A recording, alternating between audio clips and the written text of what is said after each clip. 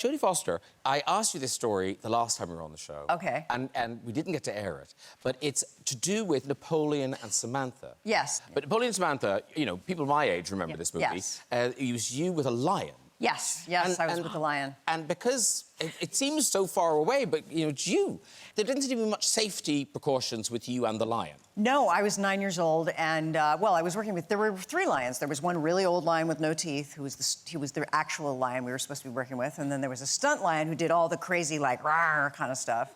And then there was the stand-in lion, so 3 lions. The old lion wouldn't move, and you can't make a lion move because they're 500 pounds. So I was working with the stand-in lion, and I guess he had a little, you know, like a little piano wire that was pulling him, and I would finish the take, and I was going up the hill, and all I remember is I remember seeing his mane come around, and then he picked me up sideways and shook me in his mouth, and turned me around, and every single person on the crew was running in the opposite direction. And I'm like sideways, watching everybody, and they took their equipment too. And I'm watching everybody leave, going like, what's happening? Then I remember being like, oh, it's an earthquake, because I was getting shaken. The trainer said, drop it. And because the lion was so well trained, he opened his mouth and dropped me down, and I went running, and then he came after me and then just put one paw on me and then just waited, like, I got her. Yeah, so that's the story. But I do remember watching it, going like, oh, that's funny, they're all running.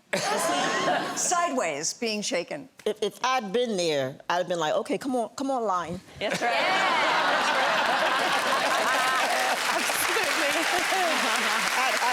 You'd have had me.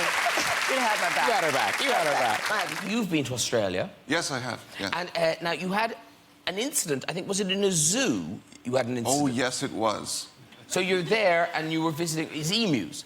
What happened was, see, there's this zoo and it's in Australia, right? And we go up and the zoologist, and I don't do dialects very well, but he was Australian and he said something to the effect of, now, I'll try it. You got to be really careful as it is mating season for the emus. Don't turn your back on them.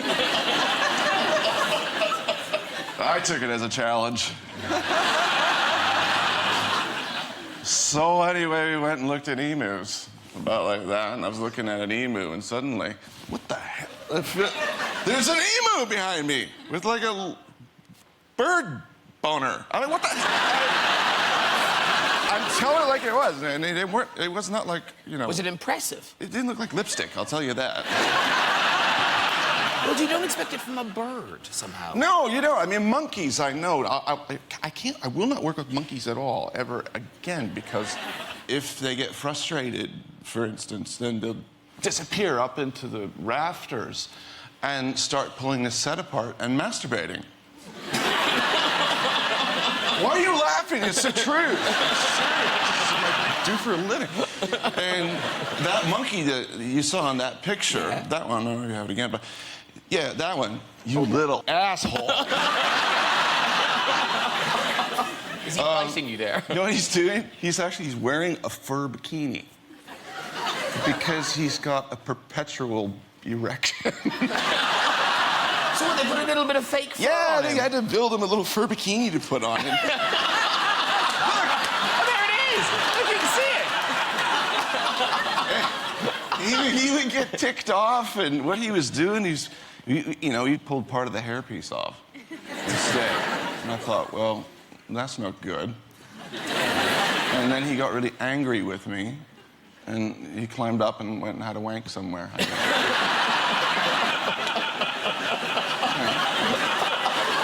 As all good actors do. Yeah! When you were making this movie, where did the dog isn't in the film. What dog? You had a dog, didn't you? Oh, no, I found a dog on the film. Okay. Would you like me to tell that story? Yeah. Okay. I can give it a go if you want. No, big old dog it was, guys. Big old dog. 3 legs. No? Yeah, that's about right. No, they. So I was staying at this sort of go-to movie guy house in Atlanta, where when they showed me the house, they were like, Liam Hemsworth and Miley Cyrus just stayed here, so. And they gave me one of these, which I thought was untoward. But they're very precious about the house. What I didn't realize was that there's a strict no dogs policy. And then I was going to work one morning, and there's a little dog. It's below 0. And I thought, oh, what harm can it do? And I let it in the house. When I came back from work, it was like a fecal Jackson Pollock. It was everywhere. You know what I mean? It was like, did he have help? I was like looking up, like, did he get a ladder? How is he still alive? And so then I had to clean it all up, and then I had to hide the dog, and I spent like 2 weeks hiding this dog. And when it was over the last day, I didn't know what I was going to do with it. And actually, your driver, Bo, said that his father had just lost his dog of 16 years, and so Bo took this little dog, and he went and lived on a lake with 100 acres. And he went to, literally dog. Oh. So that's a nice story. That's a lovely story. Yeah, it is. That's a euphemistic for killing. That's what they told. That's what they He's told living in Ryan. 100 acres now with Bo's dad. So dead, that dog.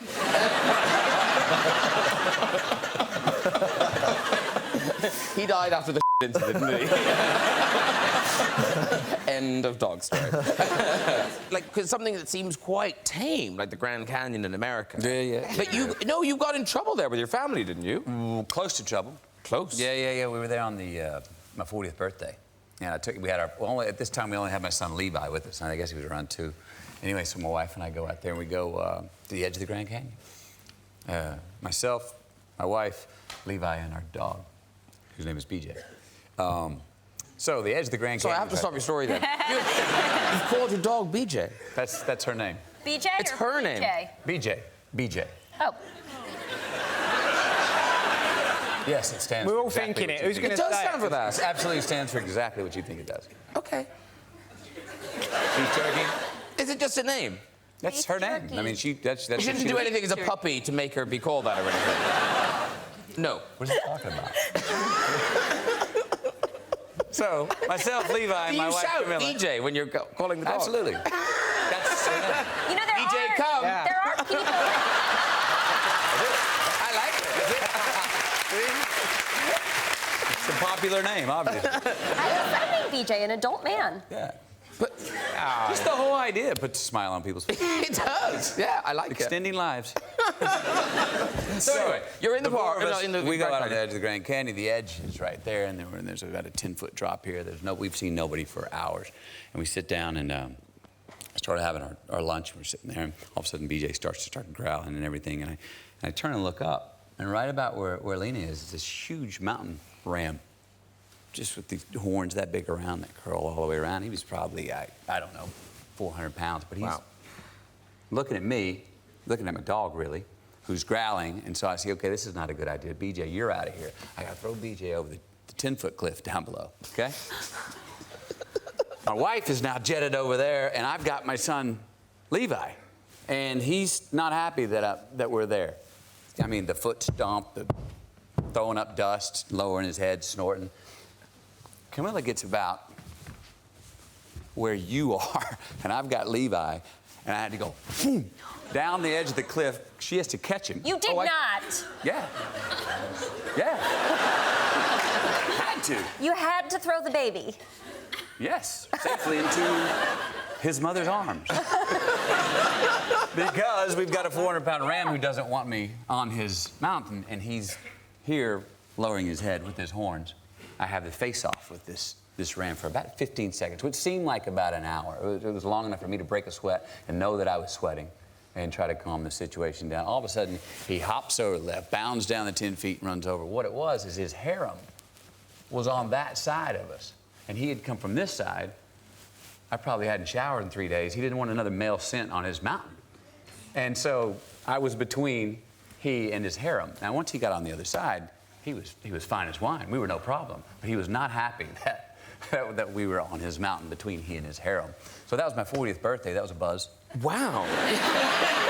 It could be the end of everything. Wait, hold on. I have a question. So what you're saying is you're so sexy that even rams are threatened by you.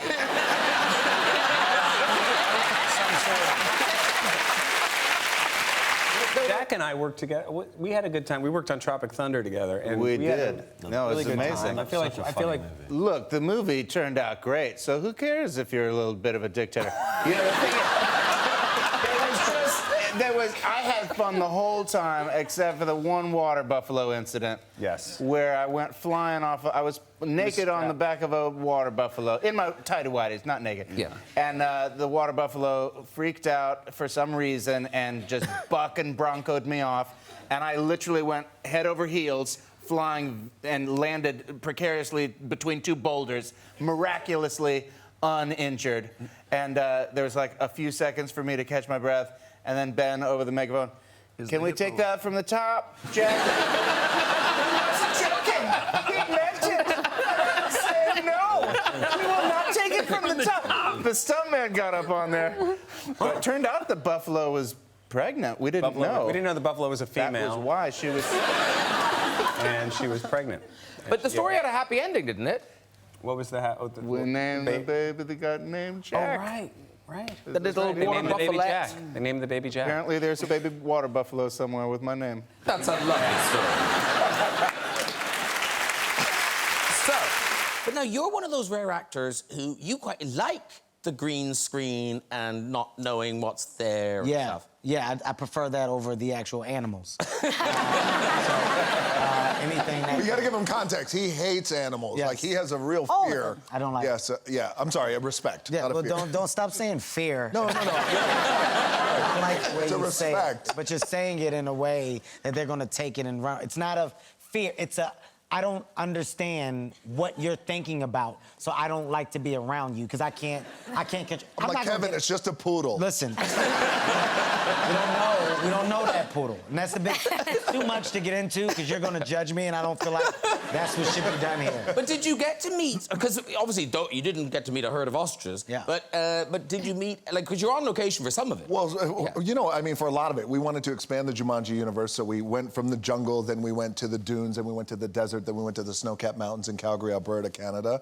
And there's a massive scene where we're on camels. Kevin got to know his camel very, very well, terrified of camels. Very racist camel. Let's just get it out the... Yes. Let's get it out. Because animals are racist. Well, yes. the only black guy that was there. I mean, that camel definitely had it out for me, did he not? Was any other camel making noise except mine? Was any other camel making noises? Kevin, well, here's the thing, as you guys know, like animals, they feed off the energy of the human being. Oh. And he had a very fearful energy. Right, so I'm racist against myself. This is ridiculous. The camel was not a nice camel, Graham. I believe you. I believe you. The camel I feel sorry is like the camel that you climbed aboard. Must have been, like, the camel's supposed to be in a row kind of thing. Not me! I'll take him! I'll take him! Yeah. That camel was making happy noises for That you, camel Anna. left with 3 humps. Bad day for that camel. What? Yeah, 3 humps, because you swelled the middle section up, because you're so big. You get it. Okay. Now, talking of frightening animals, though, Jodie, you were filming... Where were you? South Africa? Yes, we did a bit, yeah. This was Doctor Who in South Africa. this season, yeah. But now you had a proper terrifying encounter. The sort of thing Kevin would not like this. Yes. So, I'll try and speak slowly so that everyone understands. So, we were filming in South Africa, and unbeknownst to me, some of the South African crew had been filming what is known as a sack spider, crawling up and down out of this tree. So, the sack spider's in the tree, they're filming it, filming each other. I've got footage saying, this is terrifying, look how terrifying that is. No one told me. I run out of the building. Everything's a secret, so I can't tell you what building. I run out of the building into the wilderness as this sack spider just crawled down. You got down my shitting face. Me. On my and went ba-ba-ba-ba-ba-ba, and I went, ha, beep, beep, beep, beep, beep, beep, beep. Like, I absolutely bricked it and cannot repeat what I said. Costume was off, and our first AD, the first assistant director, was English. Pretty casually, just picked it up and chucked it as all the South Africans went, no, no, no, no! And then we found out I could have died. Wow. I didn't. It didn't even bite me. But if you Google a sack spider bite, it is awful. So that is a better is it like story. hairy? Is it ugly? It's like got a really big body. And It's got big balls. but it was It's a sack. It's No,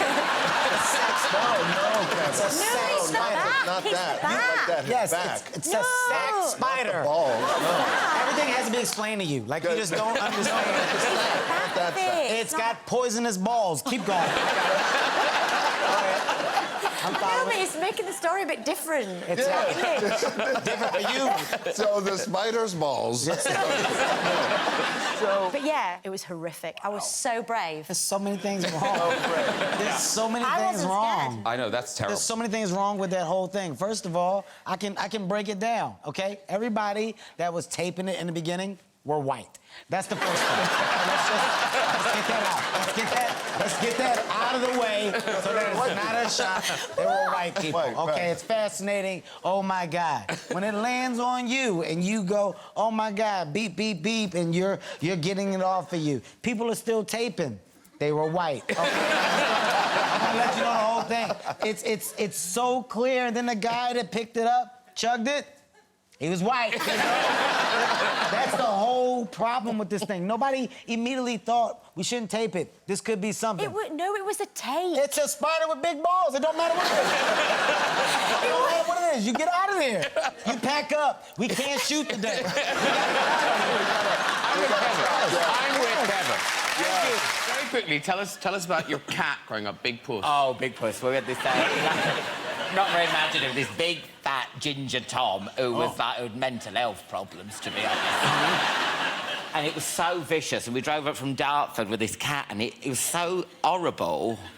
It bit through the cardboard box that it was in, and then jumped on my mum's face. Like that.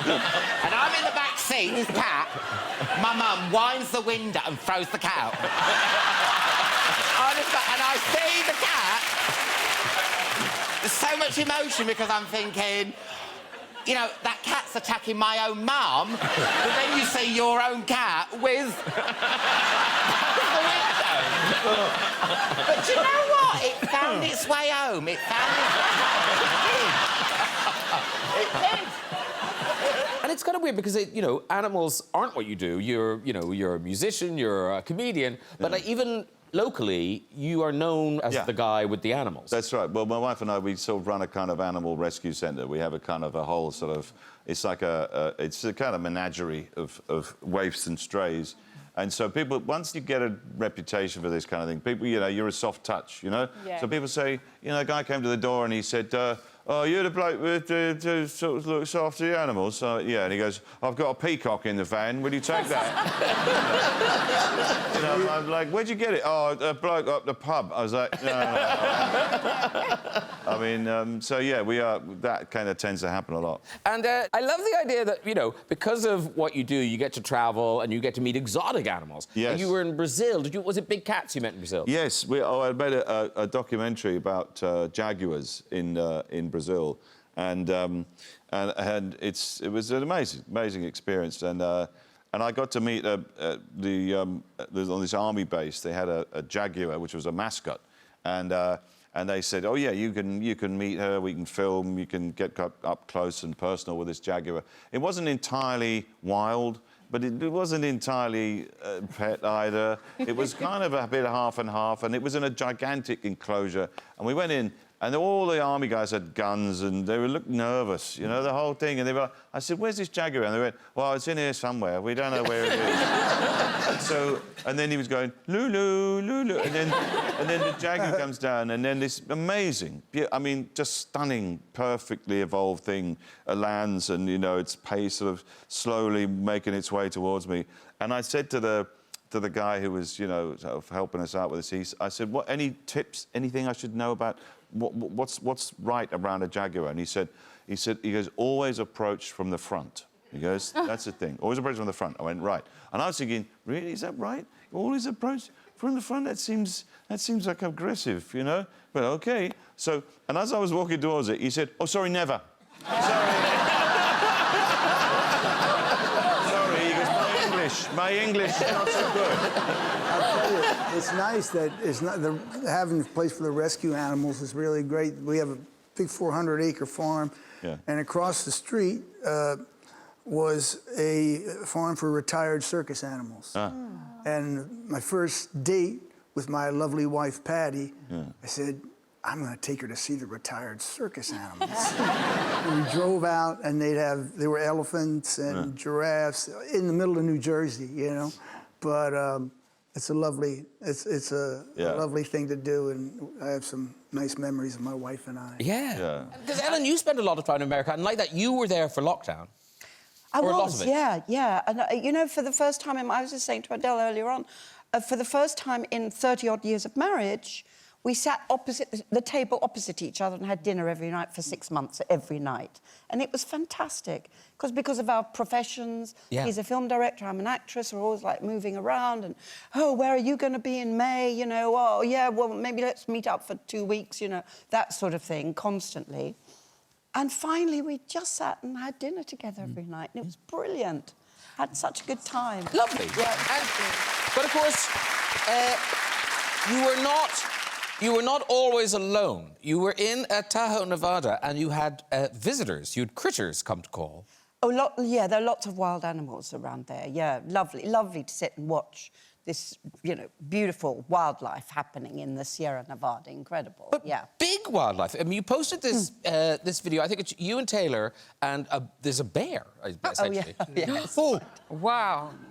I think this guy's asking for some food. You can't do that. Oh, go on.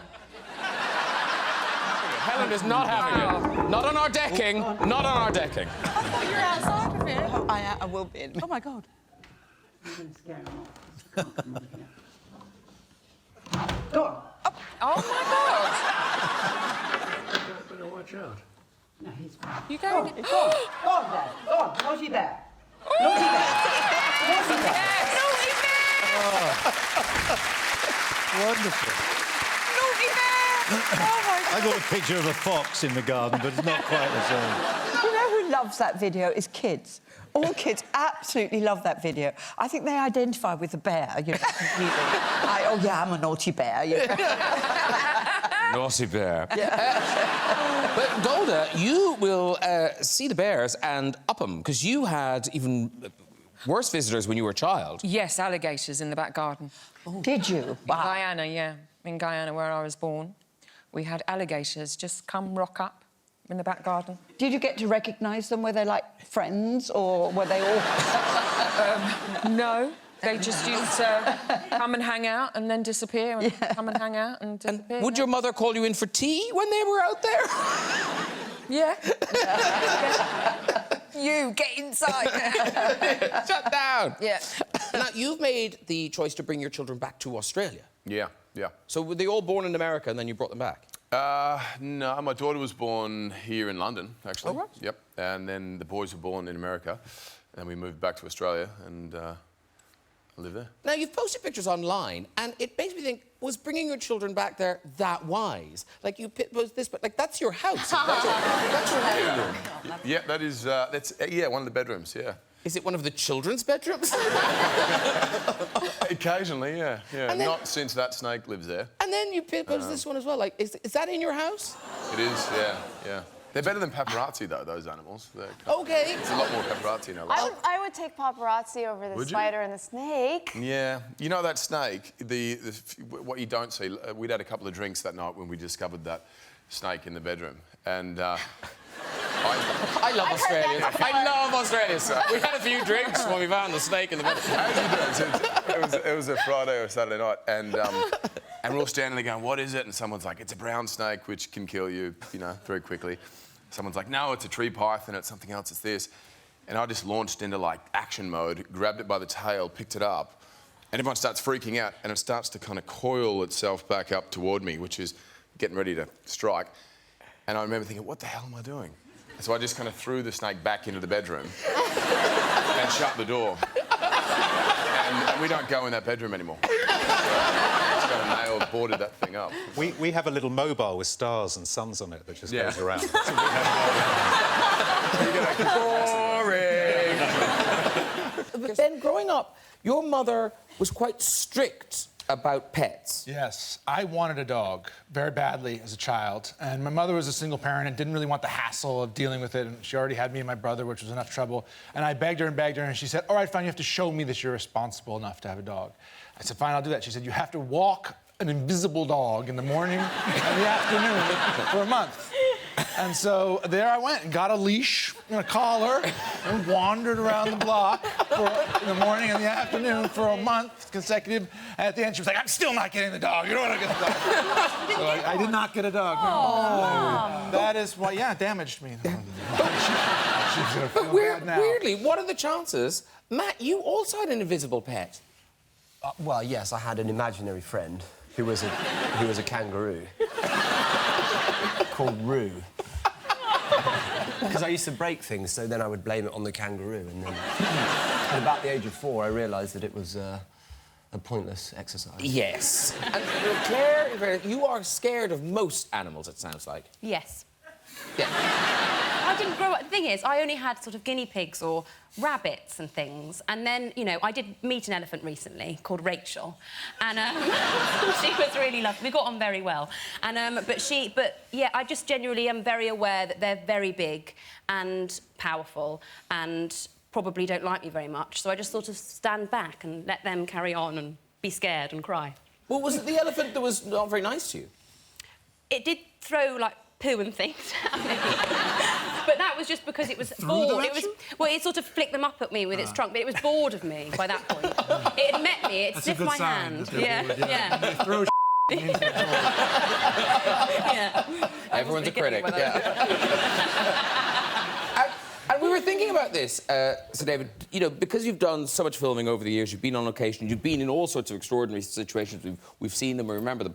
What were the times when you felt most in danger, where you really thought this might be it? Not very often, actually. I suppose the time when I really thought maybe this was not going too well was I was with a very great expert, an East African expert, knew about big game. He was a great elephant expert. And I was travelling with him in a Land Rover through some Africa. And we were driving along perfectly happily, and I heard a sort of... and it disappeared, and my expert friend said, did you hear that? And I said, what? He said, well, that noise then. I said, yes. He said that was we were charged by a rhino. I said, really? Oh, he said, yes, it's a dummy charge. That's what they do, dummy charges. They come out and they just charge, and then if they drive off, no bother at all. So I said, oh, very interesting. And then suddenly there was this noise again. And this time it ended with a boom. And actually the Land Rover was picked up by its horns from the back end and shook like that. See? And of course... and I saw this chap's hand. Remember, his hands on the steering wheels, white knuckles. See? And we went, and then it went boom again. This time it went under the back wheel and sort of shook it.